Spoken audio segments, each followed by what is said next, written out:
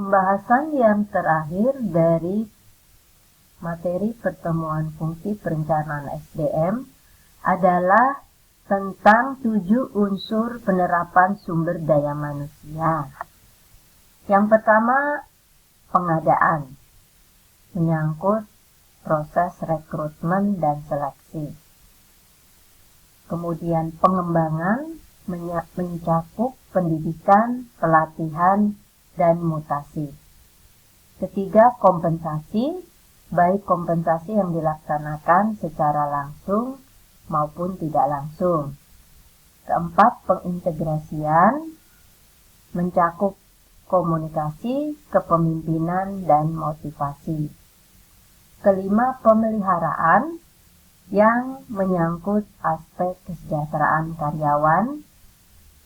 Selanjutnya adalah kedisiplinan, terkait dengan peraturan-peraturan. Dan yang terakhir adalah pemberhentian. Kita akan bahas yang pertama, yaitu aspek pengadaan.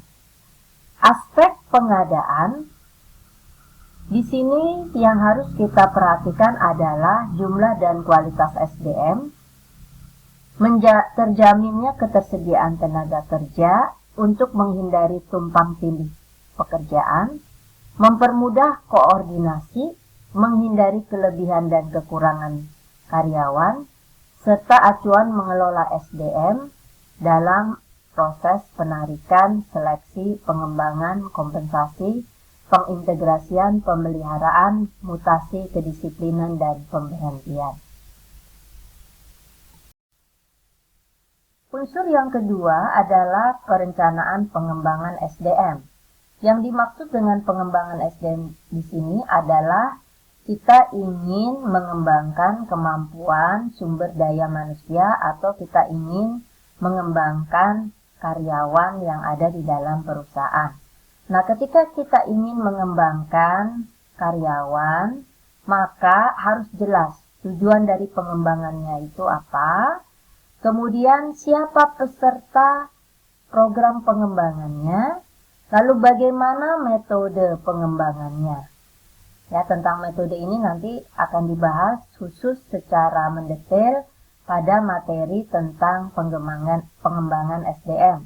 Salah satu contoh metodenya misalnya apakah metode pengembangannya adalah dengan cara mengirimkan seseorang ke lembaga pendidikan atau justru menyelenggarakan in-house training, kita memanggil instruktur dari luar, atau bisa juga kombinasi instrukturnya dari internal perusahaan dan dari luar perusahaan. Ataukah metode semacam magang di perusahaan lain atau di unit kerja lain.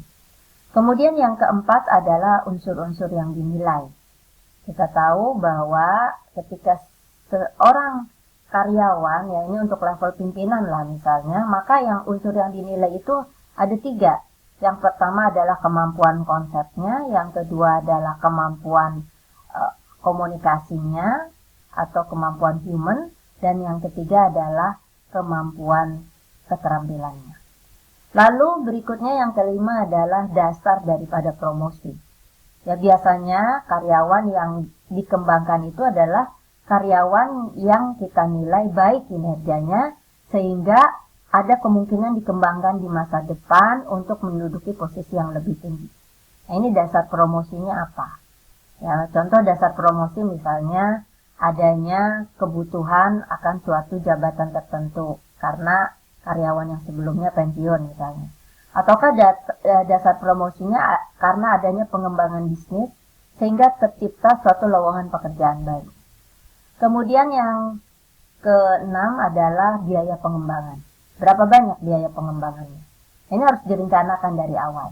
Jadi kalau kita punya 300 karyawan, ya, biaya pengembangan untuk karyawan itu berapa? Mungkin tidak semuanya kita akomodir ya.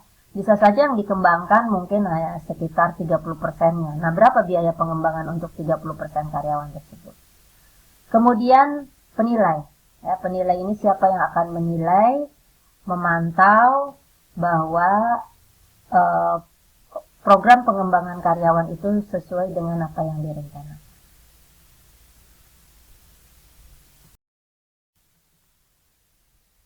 Unsur yang ketiga adalah perencanaan kompensasi. Perencanaan kompensasi ini menyangkut metode kompensasi. Kemudian metode kompensasi ini banyak macamnya ya. Nanti kalau kita membahas tentang poin kompensasi akan dijelaskan metode-metodenya. Di antaranya ya, apakah metode kompensasi ini dilaksanakan dengan metode ranking. Apa itu metode ranking? Metode ranking itu merupakan salah satu pendekatan ranking mengandalkan nilai pasar dari masing-masing jabatan. Ya, artinya kalau jabatan tersebut sulit dicari, maka bisa memiliki nilai kompensasi yang lebih tinggi dibandingkan dengan jabatan yang lebih mudah untuk diperoleh di pasar. Kemudian hal lain yang dipertimbangkan dari metode ranking adalah variabel-variabel seperti tingkat kesulitan pekerjaan, lalu perannya bagi kepentingan dan keberhasilan organisasi, lalu apakah keterampilannya itu memang sangat dibutuhkan. Nah, metode ini sangat tergantung kepada kebijakan daripada perusahaan. Kemudian aspek kompensasi yang kedua adalah aspek kebijakan ya, kebijakan perusahaan, kebijakan kompensasi, sistem kompensasinya seperti apa. Nah, ini juga setiap perusahaan memiliki aturannya yang berbeda-beda ya.